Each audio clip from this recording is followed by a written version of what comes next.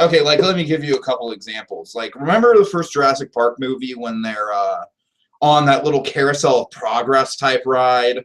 I've told the story before, but they're on this little carousel of progress type ride. It's where they see the Mr. DNA pre-show explaining the whole taking the DNA out of the fossils of mosquitoes and everything like that. And then so they're on the ride and they see the egg hatching center. And then the doctors are like, oh, let's lift up the lap bars and go see that. I'm like, no, I want to keep on the ride. No, no, no, I want to see the rest of the ride. What's the rest of the ride like?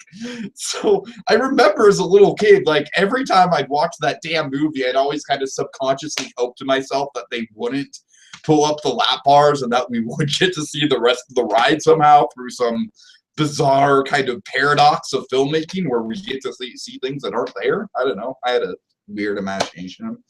But that's my point. You know, I mean, I was honestly kind of more captivated about the theme park idea than I was about the dinosaur idea. The whole thing, and John Hammond, of course, I've talked about John Hammond a lot before. I talked about him extensively when Sir Richard Attenborough died. But he is one of my favorite film characters of all time and definitely has a Walt Disney quality to him. I don't know. I very much hope that I'd love there to be a Jeff Goldblum cameo. I mean, if there's a Jeff Goldblum cameo and the movie sucks, I'll be like, all right, well, at least there's a Jeff Goldblum cameo. I don't think there's going to be one. I'm really not holding my breath, but fuck it. I'm going to stay until the end of the credits to find out anyways and probably be very disappointed. Because if I remember correctly, I don't think Legendary Pictures is known for... Wait, is Legendary doing this movie? I don't know. I have to check, because I know Legendary was with Warner Bros. Now they moved on, so I don't know. Regardless, Legendary DC doesn't do end credits, so yeah, I'm getting off track. So yes, in less than an hour, in 49 minutes from now, no, I'm sorry, 50 now, it just turned 6:10. 50 minutes from now, I will be sitting down to see it, and it is a mix of excitement and terror. I mean, excitement that it's finally a Jurassic Park movie that takes place on a theme park, and it's the full realization of like the concepts explored in the original Jurassic Park in terms of how a theme park could go. Terrified in terms of it's not been getting like a hugely positive response. Try not to take that into consideration when I watch movies, but what can I say? I mean, I am a very critical person by nature, so I do kind of take what the critics have to say.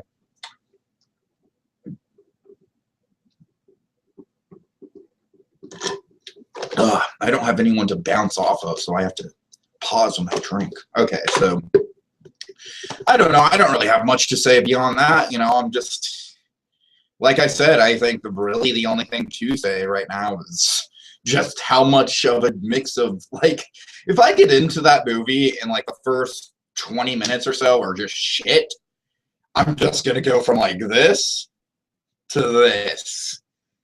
If I get in and the first 20 minutes is awesome and the rest of the movie's awesome, then I'm going to be hyped up and I'm going to be like, oh, my God. It worked. It actually worked. So I don't know. I don't know how much longer I can ramble. To be honest with you, I'm not trying to record this for any sort of views or anything like that. I'm really just kind of want to get my kind of raw sort of emotional state right now and look back on this for prosperity's sake. So you can think of this as like a little home video that I'm recording right now for you all. So yeah. I will be back tonight to share my thoughts on said movie, whether it be good or bad.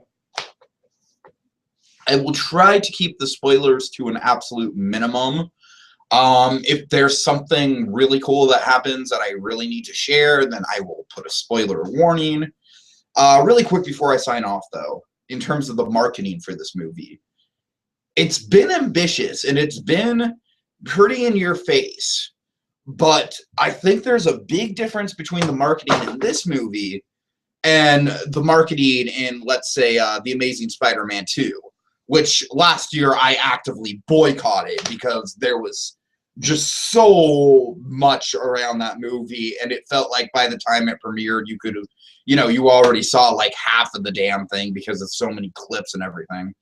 I think the Jurassic World marketing has been brilliant. I really do. It's been a combination of, just tapping into the nostalgia of gullible mother effers like me, and also, kind of getting to the new audience, kind of showing up some new stuff. And I think the relentless kind of pace that they released the trailers in, or I should say the TV spots, because the TV spots are really what's been relentless. I mean, there's been like 23 of them or something at this point. It's been like one after another, and I just stopped watching them after a while. The difference is, I feel like with Jurassic Park or Jurassic World, they're just kind of taking the same footage generally and resplicing it in different ways. And frankly, I can't tell you how sick I am of that shot where the helicopter crashes into the observatory and then the I-Rex is there with the pterodactyls. I'm like, yeah, I've seen that shit. By the time I see it in the movie, it'll be kind of tired.